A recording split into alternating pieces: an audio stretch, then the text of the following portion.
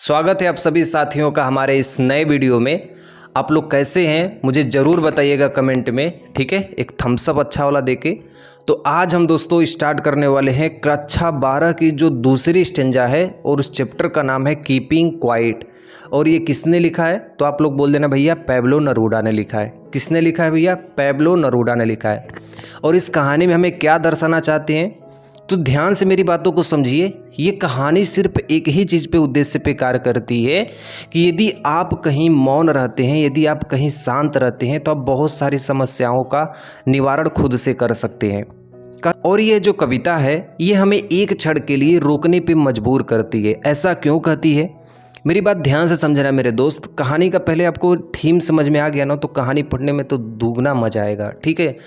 सबसे पहले देखिए, जो पैब्लो नेरूदा होते हैं ना वो हमें कहते हैं कि आप पहले शांत हो जाइए 12 गिनने तक, और गिनने के बाद आप अपने मन में जो भी विचार रखे हैं, चाहे किसी से घृणा कर रहे हैं, चाहे किसी से युद्ध करने जा रहे हैं या किसी को मारने जा रहे हैं, तो ये सभी चीज़ यदि आप शांत रह के यदि इस सब चीज़ों को छोड़ देते हैं ना तो आपके चारों तरफ जितने लोग हैं सब आपके क्या हो जाएंगे? साथ हो जाएंगे। और आप साथ साथ सबके संग रहेंगे भाईचारे के अनुसार, ठीक है। और यही पूरे कहानी में हमको ये बताना चाहते हैं इस स्टेंजा में। तो चलिए हम स्टार्ट करते हैं दोस्तों पहले स्टेंजा से। और आपको सारी स्टेंजा यहाँ पे दिखती रही होगी और एक एक स्टेंजा का मीनिंग आपको अच्छे से समझ में आना चाहिए, ठीक है मेरे दोस्त। और दूसरी बात कि एग्ज़ाम में जो होता है मेरे दोस्त, ये स्टेंजा का हिंदी में अर्थ नहीं लिखने के लिए आता है। एग्ज़ाम में आपको सिर्फ स्टेंजा दिया जाएगा और इसी स्टेंजा से रिलेटेड आपको इंग्लिश में क्वेश्चन आंसर लिखना होगा, ठीक है। तो आपको ये स्टेंजा अच्छे तरीके से पढ़नी है। जब आपको समझ में आ जाएगी तो आप इसे इंग्लिश में लिख देंगे, ठीक है। आइए मन से पढ़ने कहानी को हमको। और पहला दिया stanza, now we will count to 12 and we will all keep still, ठीक है। तो इस स्टेंजा में कभी हमें क्या कहते हैं कि आप 12 तक गिनिए। कितना तक गिनिए? 12 तक गिनिए। और 12 तक गिनने के बाद आपको अपने सारे चीज़ों को स्थिर कर देना इस पृथ्वी और इस धरातल पे। अपने हाथ पैर सब कुछ स्थिर करके एकदम मौन रह के खड़ा होना है, ठीक है। कह रहे हैं नाउ मने अब, वी मने हम लोग, विल काउंट टू 12 मतलब 12 तक गिनेंगे। अब हम लोग 12 तक गिनेंगे and we will all keep still और हम जहाँ भी हैं सब स्थिर हो जाएंगे। कभी हमसे ये कर रहे हैं कि हम जितने भी लोग यहाँ पे खड़े हैं हम सारे लोग 12 तक गिनेंगे और 12 जैसे ही गिनेंगे ना सारे लोग स्थिर होकर खड़े हो जाएंगे। और कभी 12 यहाँ पे क्यों खड़ा, 12 क्यों गिनने के लिए कभी यहाँ पे कर रहा है तो आप लोग बोल देना भैया कि घड़ी में कितने घंटे होते हैं? 12 घंटे होते हैं। साल में कितने महीने होते हैं? 12 महीने होते हैं। तो 12 का मतलब यहाँ पे ये हुआ कि 12 तो गिनना ही है, लेकिन आपके साल और घंटे मतलब आपने जितने भी अतीत और भविष्य के जितने भी घंटे हैं उसको भी मौन रखना है। इसमें ये भी बताते हैं। आगे कह रहे हैं for once on the face of earth, एक क्षण के लिए इस पृथ्वी पे, let's not speak in any language.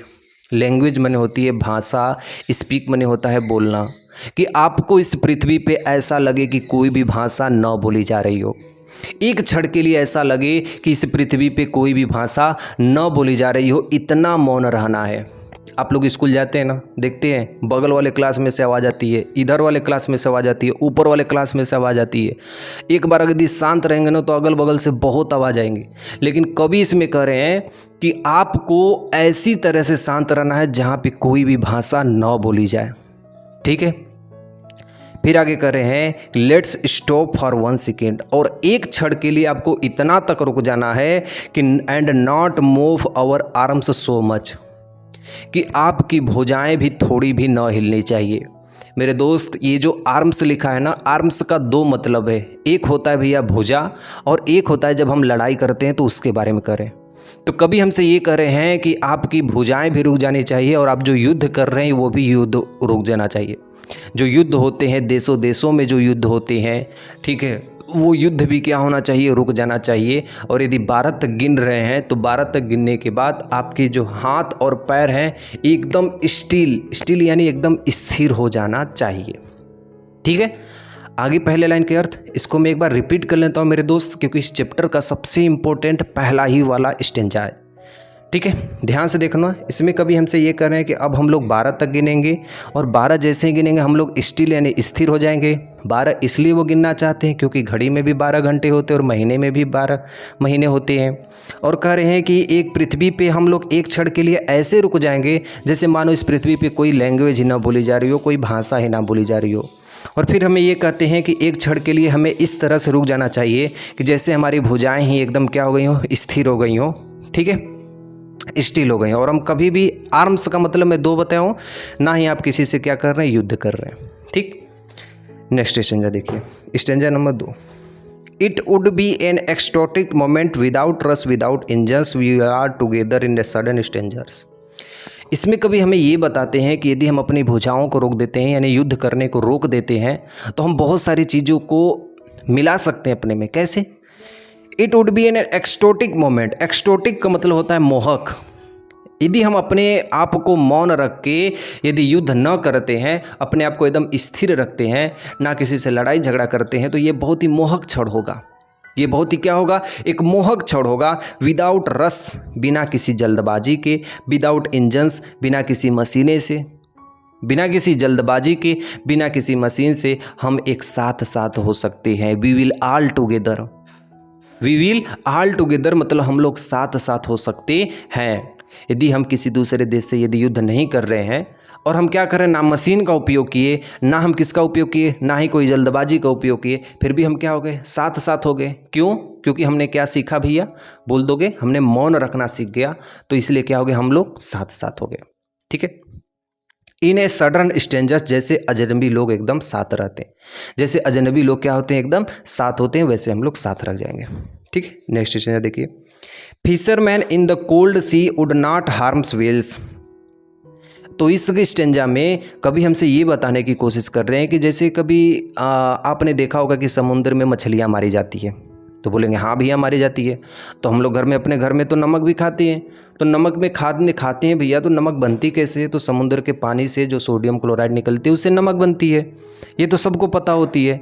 लेकिन यहाँ पे कभी हमसे ये कर रहे हैं कि जो फिशरमैन है, जो मछली मारने वाले हैं, मछुआरे हैं, इन द कोल्ड सी यानी ठंडे पानी में, वुड नॉट हार्म्स वेल्स, कि कभी मछलियों को यदि न मारे, वेल मछलियाँ जो बड़ी बड़ी होती हैं और छोटी छोटी मछलियाँ जितनी भी होती है, यदि मछुआरे मछलियों को न मारें, और and the man gathering salt, और वह व्यक्ति जो गैदरिंग साल्ट मतलब जो इकट्ठा कर रहा है, साल्ट मने नमक को, would look at his hurt hands. कभी आपने उसे देखा है मेरे दोस्त, कैसे होते हैं, उनके हाथों में छाला पड़ जाते हैं क्योंकि नमक गला देती है उनके हाथों की चमड़ियों को। दोस्तों, कहने का मतलब ये है स्टेंजा में कवि का कि यदि हम किसी को नुकसान ना पहुंचाए तो हमें भी नुकसान ना होगा। ठीक है, यदि हम मछलियों को नुकसान पहुंचा रहे हैं तो हमें भी कहीं ना कहीं प्रकृति से नुकसान होगा। इसलिए इसमें भी हमें ये दर्शाने की कोशिश कर रहे हैं कि हमें किसी को हानि नहीं पहुँचानी चाहिए, हमें किसी को हानि नहीं पहुँचानी चाहिए। ठीक है, अगला स्टेंजा देखिए, stanza number 4। Those who are prepare green wars with gas, war with fire, victory with no survivors, would put on the clean clothes and walk about their brothers in the sea doing nothing. दोस्तों, इस stanza में क्या होता है कि जो हमारे poet होते हैं पैब्लो नेरूदा, वो क्या कहते हैं कि आप यदि युद्ध को रोकना चाहते हैं ना, तो भाई युद्ध हमने कर लिया, और युद्ध करने के बाद कोई जब बचेगा ही नहीं तो हम किसके संग खुशियां मनाएंगे। तो इस स्टेंजा में कवि जो होते हैं वो युद्ध को रोकने के लिए प्रेरित करते हैं और कहते हैं कि दोज वे लोग हो मने जो, प्रिपेयर मने तैयार होते हैं, ग्रीन वार्स का मतलब, ग्रीन का मतलब हरा होता है, और वार्स का मतलब होता है युद्ध। तो जो पर्यावरण के विरुद्ध जो युद्ध होता है, ग्रीन मतलब क्या होता है, हरा। हरा चीज़ कहाँ होती है भैया, बोल देना पर्यावरण। पर्यावरण किसे कहते हैं, जो हमारे चारों तरफ का जो आवरण होता है उसे क्या कहते हैं, पर्यावरण कहते हैं। तो कवि इसमें ये कह रहे हैं कि यदि हम अपने पर्यावरण वार को यदि रोकना चाहती हैं, वार्स विथ गैस, जो गैस से वार होती है, गैस से वार देखें कभी, अगर मान लीजिए हम इधर हैं, उधर हमारा कोई दुश्मन है, तो हम इधर से क्या भेज दिए, एक खतरनाक गैस उसके ऊपर भेज दिए और वहाँ पे सारा सैनिक क्या हो गए, मर गए। उधर हमसे कोई खतरनाक गैस भेज दिया तो हमारे तरफ के सैनिक क्या हो जाएंगे, मर जाएंगे। तो गैस भेजने से भी लोगों की क्या हो जाती है, मृत्यु हो जाती है। वार्स विथ फायर, फायर का मतलब जानते हैं बंदूक से। तो दो तरीक़ों से यहाँ पे बता रहे हैं पैब्लो नेरूदा। वो कह रहे हैं वे लोग जो प्रकृति के विरुद्ध अपने युद्ध को कर रहे हैं, जो गैस से पर्यावरण को दूषित कर रहे हैं और सैनिकों को मार रहे हैं, और गोली बारूद से सैनिकों को मारे जा रहे हैं, दोनों तरफ के आदमी जब मरेंगे तो विक्ट्री विथ नो सर्वाइवर्स। तो आप दोनों में से किसी एक की जीत होगी, लेकिन सर्वाइवल कोई नहीं होगा। आप अकेले जीत के क्या करेंगे जब आपके साथ आपकी सेना ही नहीं रहेगी, आपकी खुशियाँ ही नहीं रहेगी। फिर कह रहे हैं would put on clean course, इसलिए हमें ये मार्ग न अपना के बल्कि इस क्लीन क्लॉथ का मतलब होता है साफ कपड़े पहन के रहना चाहिए। हमें साफ कपड़े मतलब जब आपके साथ खुशियां मनाने के लिए आपकी ना सैनिक रहेगी, ना आपके प्रजा रहेंगे, ना अपने लोग रहेंगे, सारे लोग तो युद्ध में मर चुके हैं। तो जब सब लोग मर जाएंगे तो आप किसके संग अपनी खुशियां मनाएंगे। इसलिए कभी हमें इस स्टेंजा में युद्ध को न करने के लिए प्रेरित करता है, और इसमें भी हमें शांति बनाने के लिए कहता है। और कहता है एक हमारे कवि कहते हैं कि would put on clean clothes, हमें साफ सुथरे कपड़े पहन के रहना चाहिए। यानी कहने का मतलब है कि हमें दोनों लोगों को साफ कपड़े का मतलब है कि एकदम बिना युद्ध के रहना चाहिए। और कह रहे हैं and walk about with their brothers, और उनके साथ ऐसे टहलना चाहिए, ऐसे रहना चाहिए जैसे अपने बड़े भाई के संग हम लोग रहते हैं। जो भी हमारा विपत्ति है, जो भी हमारे जो दुश्मन है, उनके संग ऐसे रहना चाहिए जैसे हमारा वो क्या है, बड़े भाई के समान हो। तब हम इस युद्ध को भी रोक सकते हैं और अपने जो ठीक है जो क्लॉथ्स होते हैं उसको भी साफ सुथरा रख के पहन सकते हैं। और कह रहे हैं इन द शेड, और एक ही छाया में, डूइंग नथिंग, मतलब हम ऐसा लगेगा कि भैया हम सब कुछ कर रहे हैं। ठीक है, शांति का भाईचारा होगा एंड सद्भाव का वातावरण बना रहेगा। ठीक है, पांचवा स्टेंजा दिया है what I want should not be confused with a total inactivity, life is what is about, I want no truck with a death. ठीक है, देखिए ध्यान से, इसमें कहा जा रहा है वाट मने क्या, आई वांट मने चाहता हूँ, शुड नॉट बी कंफ्यूज मतलब गलत। कभी यहाँ पे कह रहे हैं कि वो किसी के मौन एकदम वो नहीं कह रहा है कि भैया आप हर समय के लिए एकदम मौन हो जाओ। कभी यहाँ पे ये नहीं करें कि भैया आप एकदम हर समय मौन ही रहो, ना भैया ना, ऐसी बात एकदम बिल्कुल ना बोल रहे हैं। मौन तो भैया एक शब्द है, लेकिन मौन के पीछे की जो गहराई छिपी हुई है ना, इसे जो भाई दोस्त समझ लिया ना, तो उससे भैया ये चैप्टर में कोई दिक्कतें ना होगी। तो कभी इसमें बोल रहा है ना कि भैया मौन आपको ना रहना है, मौन के पीछे भैया आपको मौन जैसे कामे को करना है। यानी कह रहे हैं कि विथ टोटल इनएक्टिविटी, मतलब कह रहे हैं इनएक्टिविटी का मतलब होता है निष्क्रियता, कि आपको पूरी तरीके से निष्क्रिय नहीं हो जाना है कि एकदम चुपचाप घर में बैठ गए और साधु महात्मा की तरह एकदम शांत हो गए। ना भैया ना, मौन का मतलब ये होगा कि आपको हर एक क्षण पे आपको युद्ध जैसे हो गया तो युद्ध आपको नहीं करना है, किसी से घृणा कर रहे हैं तो घृणा नहीं करना है, नफरत हो गया नफरत नहीं करनी है, और आपको कहीं लड़ाई झगड़ा है तो वो नहीं करना है। तो कभी हमें ये दर्शाना चाहते हैं। ठीक है, आगे देखिए, life is what it is about, ये जीवन क्या है, ये जीवन क्या है। I want no truck, I want no truck with death, यानी कह रहे हैं कि मृत्यु से कोई संबंध नहीं है। वह कहता है जीवन को उन्मुक्तता से जीना चाहिए। हमारा जीवन मृत्यु से कोई संबंध नहीं है, क्योंकि मृत्यु तो सबकी होनी है। क्योंकि भाई इस दुनिया में जो भी आया है कोई 500-600 साल तो जिया नहीं है, ना हम आए तो हम 600 साल जिए, ना आप आए तो दोस्त आप भी 600 साल नहीं जिएंगे। ठीक है, तो मैं आशा करता हूँ कि आप लोग जी जाएं, लेकिन मैं नहीं जी पाऊँगा। तो कभी ये करें कि हम लोग तो मृत्यु के करीब एक दिन जाएंगे ही जाएंगे, लेकिन मेरे दोस्त भैया मृत्यु के करीब तो सबको जाना है, लेकिन हम ऐसे काम को करके जाएं जिससे सबकी भलाइयाँ हो। ठीक है, ये ना करके जाएं कि भैया हिंसा करके जाएं, लड़ाई झगड़ा करके जाएं, तो ये सब तो भैया अच्छी बात तो ना है। ठीक है, आगे देखो दिया है if we were not so single minded about keeping our lifes moving. कभी हमें ये कहना की कोशिश कर रहे हैं कि यदि हम सिंगल माइंडेड मतलब एकाग्रचित हो जाएं, यदि हम कुछ क्षण के लिए एकाग्रचित हो जाए यानी साइलेंट हो जाएं, तो हम देखेंगे about keeping our lifes moving, कि हमारे जीवन में क्या क्या चल रहा है हम उसको देख लेंगे। आप मेरे दोस्त जहाँ पे भी हैं, यदि आप बैठ के मेरी बात सुनिए, यदि आप 10 मिनट बैठ के यदि अपने आप को महसूस करते हैं तो आप अपने जीवन के सारे अतीत को देखेंगे जो आपके प्यारे हैं। आपके जीवन में जो चल रहा है वो सारी चीज़ें आप अपनी आंख बंद करके देखेंगे तो सब दिखाई देगा।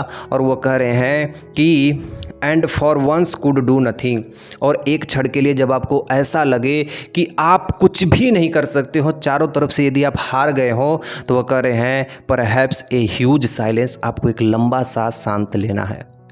कभी यहाँ पे इस स्टेंजा में कर रहे हैं कि यदि आप कहीं ऐसे जगह काम कर रहे हैं या यदि कैसे कहीं टेंशन में पड़ गए हैं जहाँ आप एकदम एकाग्रचित हो गए हैं, तो वहाँ पे जब आप सारी तरीके से हार गए हैं तो आपको एकदम शांत रहनी है और कुछ क्षण के बाद आपको फिर से शुरुआत करनी है, फिर से आपको आगे आनी है। ठीक है। Might interrupted hit sadness of never understanding ourselves. Might interrupted मतलब यहाँ पे है इस लाइन में कि यदि आप ऐसा काम करते हैं मेरे दोस्त, ऐसा काम यदि आप करते हैं तो आपको जो आपका क्षण होगा, सोच समझ के जो विचार करेंगे तो भाई लोगों को क्या करेंगे, वो मदद करेंगे।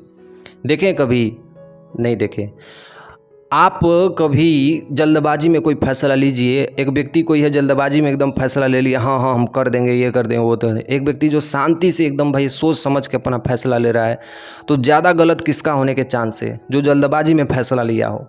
और जो शांति से फैसला लिया होगा वो क्या होगा भैया? सोच समझ के फैसला लिया होगा। तो वही बात कहा जा रहा है कि of never understanding our self, जो हमें समझ करने की आशा देगी।